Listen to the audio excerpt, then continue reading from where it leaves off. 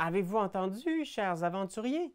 Des gens disparaissent dans ma cour arrière. C'est mystérieux, ça? Ça vous intrigue-tu? Vous sentez-vous accroché? Les crochets narratifs, ces fameux plot hooks, ils servent un peu à prendre vos joueurs et de les amener vers l'aventure. C'est vraiment comme un hameçon quand on va à la pêche. L'idée, c'est qu'on peut aussi en lancer plusieurs. Hein? Probablement que vous avez plusieurs idées d'aventure, même dans les modules préécrits, les fameuses aventures du commerce. On va bombarder les joueurs de différentes accroches, espérant qu'il y en ait une qui les intéresse et qui les amène vers une aventure. Aujourd'hui, j'aimerais ça vous aider à créer des accroches qui sont plus efficaces, plus intrigantes, plus attirantes, parce que parfois, ça arrive qu'on a l'impression qu'on a un super bon plot hook. Puis on se dit, oh mon Dieu, j'ai tellement hâte que les joueurs aillent dans ce donjon mystérieux-là, et on réalise que tous les hameçons qu'on a mis sur leur route, ben, il n'y avait pas de petits vers de terre. Hein? Aimez-vous ça, les métaphores de pêche? J'en ai beaucoup encore. Qu'est-ce qu'on doit faire pour avoir une vraie bonne accroche? Fait que ici, là, c'est comme un cours d'accroche 201, là, avancé, je dirais. La première chose, c'est qu'il faut que l'accroche attire réellement vos personnages. Fait qu'il faut que ça les stimule, vos personnages, dans l'histoire. Parce que si je vous présente une accroche comme ça, il y a des gens qui disparaissent dans le coin. Pour les personnages, c'est un peu comme quand quelqu'un approche puis fait juste décrire un fait du village. Ici, il y a 800 personnes qui vivent là. C'est un fait. Est-ce que ça m'implique, moi? Pourquoi tu me dis ça, en fait? Personnellement, qu'est-ce que j'ai à voir là-dedans? C'est un peu étrange. Puis si vous avez des joueurs qui ont déjà joué à Donjon Dragon, ils vont comprendre, ils vont lire entre les branches, puis ils vont faire comme « Ah, ok, c'est là le projet, puis on est des héros, c'est notre travail de sauver les gens. » Alors, ils vont tirer après la ligne, même si c'était peut-être pas très attirant pour leur personnage ou très logique pour eux de suivre cette piste. Ce que je vous suggère, c'est de trouver une façon de connecter cette accroche-là avec vos personnages. Il y a plein de façons de faire ça, vous en savez probablement déjà, mais le classique, c'est de dire « Hey, ma cousine a disparu », qui est un personnage relié directement au personnage en jeu qui est impliqué dans l'accroche. Donc, si votre accroche, il y a des gens qui disparaissent, ça peut être le mentor d'un des joueurs, ça peut être le prêtre local. N'hésitez pas à, des fois, juste de connecter ça à la classe, c'est suffisant pour piquer la curiosité d'un des personnages. Dans la guilde de voleurs locale, il y a des petits roubleurs qui ont disparu. Peut-être que ça va piquer la curiosité du roublard en question, justement. Il ne faut pas hésiter non plus à aller piocher dans ce qui a été évoqué dans le passé des joueurs. Donc, si par exemple, vous avez un joueur qui a l'historique guide, puis qui dit que pendant des années, il a guidé les gens dans la montagne au nord du village, ben, n'hésitez pas à faire comme « Hey, dans cette montagne-là, récemment, il y a eu des disparitions. » Puis toi, tu sais que c'est une montagne qui est très sécuritaire. Tu as vécu là pendant des années. C'est étrange. Ça, c'est la première chose. C'est de vraiment trouver une façon de connecter vos personnages et les accroches.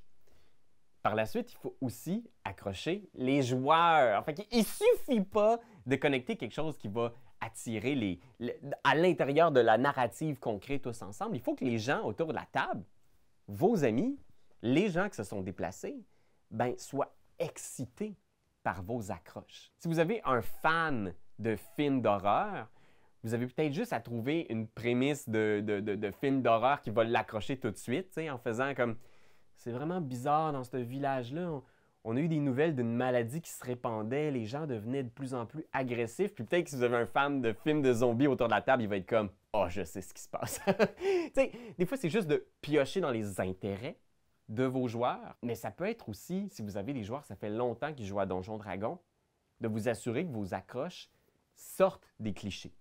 Parce que toutes les accroches classiques qui seraient parfaites pour des premières expériences de jeu de rôle, avec des enfants ou des gens qui découvrent le hobby, ben avec des joueurs aguerris, ils vont se sentir un petit peu émoussés. Si le maire du village les approche pour faire « J'ai une quête pour vous, aventurier », c'est une accroche. Mais peut-être que pour les joueurs aguerris, ça ne les excitera pas.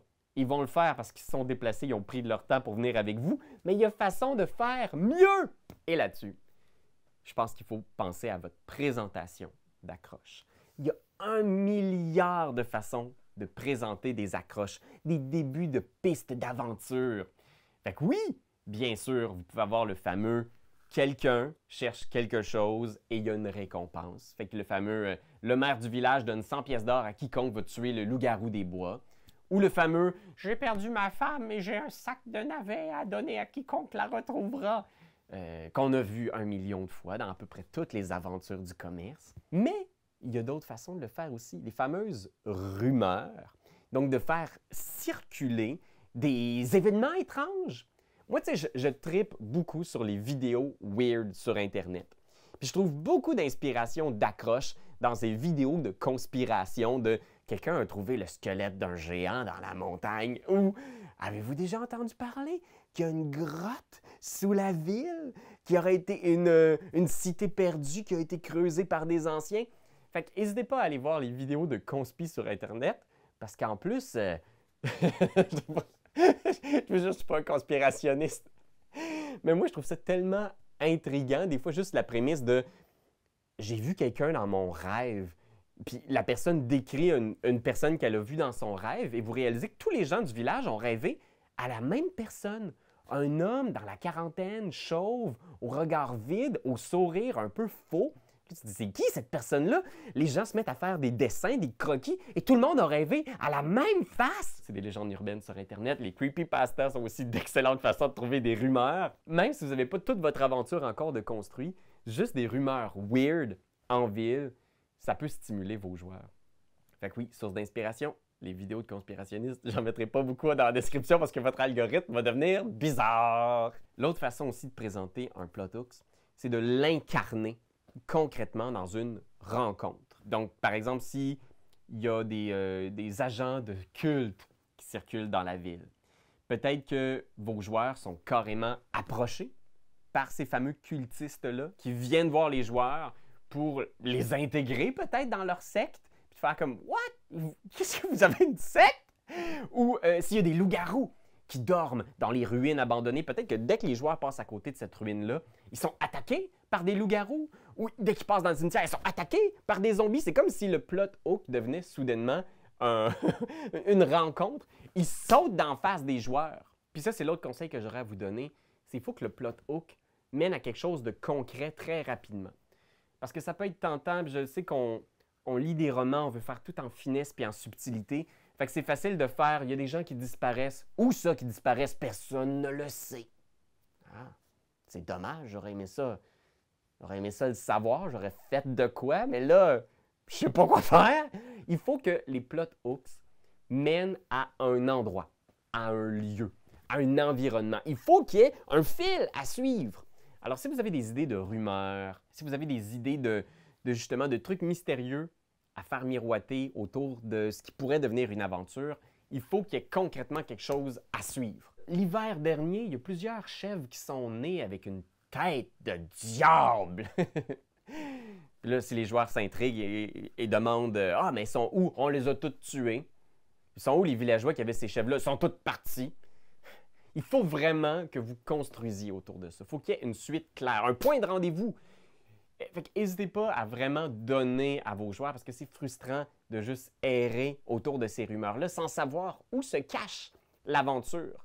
Fait que si les bandits ont une forteresse cachée, c'est vraiment super qu'elle soit cachée puis que les joueurs aient à travailler un peu pour la trouver, mais il faut qu'il y ait un premier bout de fil sur lequel tirer. Puis ça, je le répéterai jamais assez, c'est plate de passer sa soirée à chercher l'aventure. Puis je pense qu'au final, ce que je vous dirais, c'est si vous avez un bon plot hooks, n'hésitez pas aussi à penser à qu'est-ce qu'il peut y avoir au-delà du plot hook. Par exemple, si les villageois sont effrayés parce qu'il y a des loups-garous cachés dans la forteresse locale, puis qu'il y a des villageois qui engagent les joueurs pour tuer ces loups-garous, tout ça c'est classique. Si vous voulez surprendre vos joueurs aguerris, si vous voulez créer un plot hook où est-ce qu'il y a une twist, c'est essayer de penser à quelle est la vraie nature de la réalité au-delà du plot hook. Comprenez? Moi, j'adore ça parce que ce retournement-là va surprendre les joueurs, va éclairer l'histoire sous un nouveau jour. Si, par exemple, ils s'en vont dans la forteresse puis ils apprennent que hey, les loups-garous, ils sont pas méchants du tout, finalement. c'est des guerriers, ils sont loyaux, ils sont venus ici à la quête d'une bête qui terrorise leur tanière dans la montagne. Ou peut-être même que c'est, au contraire, c'est les villageois qui sont méchants, qui sont au service d'une créature monstrueuse qui a tué à peu près tous les loups-garous de la région. Il y a cette idée-là de retournement. Le classique, c'est une mère qui cherche son fils disparu, puis elle s'inquiète beaucoup, elle veut le retrouver, puis finalement, le fils, il n'a pas été kidnappé, il n'a pas été enlevé, il n'a pas été dévoré, il s'est sauvé parce que ses parents sont des vampires ou autres. Fait que, retournement.